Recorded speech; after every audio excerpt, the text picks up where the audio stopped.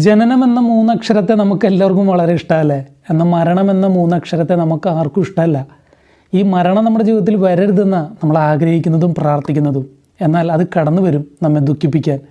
എന്നാൽ മരണത്തെ സന്തോഷത്തോടുകൂടെ സ്വീകരിച്ച, മരണത്തെ സന്തോഷിച്ച ഒരുവനെ ഞാൻ കണ്ടു.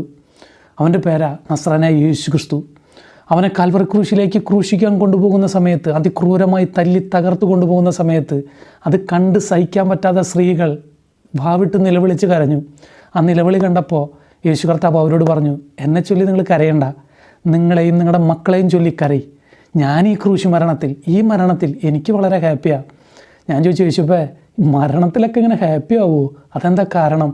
യേശു പറയാ, മോനെ, ഈ മരണം ഉണ്ടല്ലോ, ഞാൻ ഈ മരിക്കുന്ന മരണം, അത് നിന്നെ ജീവിപ്പിക്കാൻ വേണ്ടിയിട്ടാണ്. നിന്നെ മാത്രമല്ല, ഈ ലോകത്തിലുള്ള സകല മനുഷ്യരെയും ജീവിപ്പിക്കാൻ വേണ്ടിയിട്ടാണ് ഞാൻ മരിക്കുന്നത്. അതെന്താണെന്നല്ലേ? പാപത്തിൻ്റെ പടുകുഴിയിൽ കിടക്കുന്ന, അതിക്രമങ്ങളാലും പാപങ്ങളാലും മരിച്ച നമ്മെ, പാപത്തിൽ നിന്നൊരു മോചനമില്ലാതെ തപ്പി നടക്കുന്ന നമ്മെ പാപത്തിൻ്റെ പരിഹാരമായി യേശു കർത്താവ് കാൽവറി ക്രൂശിൽ മരിച്ചു. ആ ക്രൂശ് മരണത്തെ വിശ്വസിക്കുന്നവൻ്റെ ജീവിതത്തിൽ പാപമോചനം ഉണ്ട്. അവൻ ശാപമോചിതനായി സന്തോഷകരമായി ജീവിക്കാൻ കഴിയും.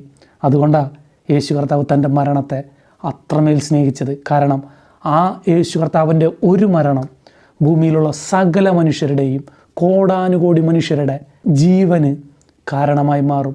അതുകൊണ്ടാണ് ആ ക്രൂശ് ആ മരണം യേശു കർത്താവ് സന്തോഷത്തോടു കൂടെ സ്വീകരിച്ചത്.